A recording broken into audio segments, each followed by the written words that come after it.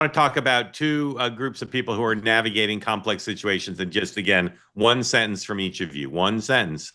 What's your advice to the navigators? What's your advice about how to navigate this? New York Times story today, 108. New York Times has been obsessed with this topic for a long time, and to some extent, rightfully so. Jim Rutenberg has written about it for years. The Trump-Murdoch relationship, not just over the last decade, but over the whole time they've known each other, is an incredible story.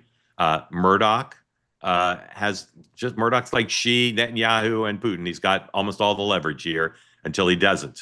Trump versus Murdoch is an odd battle. I'd say old battle of the Titans. So the two news executives are having to navigate this. And the story talks about Fox in particular, Suzanne Scott, who's the CEO there, but also the editor of the Wall Street Journal, Emma Tucker, also is navigating this. So, Dan, if you were a high-paid consultant to those two news organizations, what was one piece of advice you would give them about how to navigate this Trump-Murdoch conflict?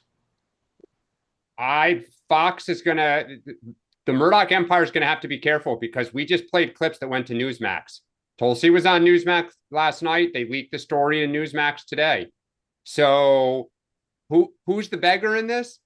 Fox is the beggar to Trump. When the audience started leaving in 2020, they made a concerted effort to get that audience not to come back. So the history of this is MAGA follows Trump, not the other way around. So right. I think Fox has to be careful. Interesting, but longer than a sentence. Let me just longer than a sentence. Sean, what would you tell Emma Tucker at the Journal, who's in an uncomfortable place, kicked out of the pool? They've not commented on being kicked out of the pool. Well, they were kicked out of the overseas. Yeah, they're kicked out of being in the pool on a trip. Right.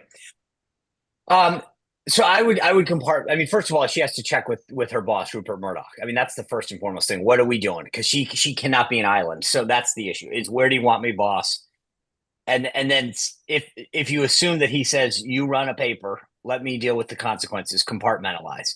But you have to understand where Murdoch is. Emma Tucker or Suzanne Scott can't do their jobs if they don't have clear guidance from their boss. That is 100%.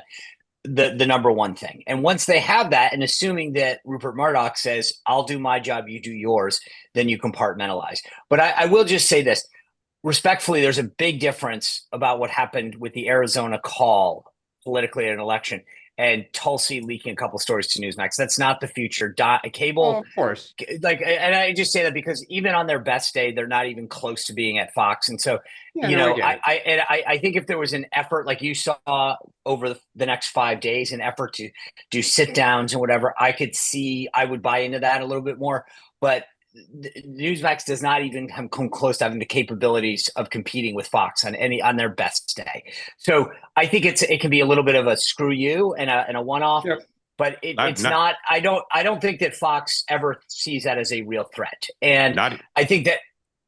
Well, hold on. I think that's a big difference in my mind. I get it, and I think if there was a pattern, if by the end of next weekend we see sit down. 5 questions lead off the briefing, and then you go, okay, now that's a strategy to establish a dominance from that standpoint. And I would agree with you. One off here and there is a little bit of a screw you, maybe, but I don't think that on a capabilities level that they're worried yet, and that's the big difference. Right. But they have to monitor that, right? By the way, that's my. I will just say the more broadly important issue, Mark, to I think of what you're getting at is. It's funny, if you read any of Trump's books and talk about his divorces, a lot of the negotiations he's had in real estate, he compartmentalizes like no one I've ever seen before. And I saw this as a staffer, where he can be furious with you in 1 second, totally praise you the next, and never think that there's a cognitive disconnect between the two.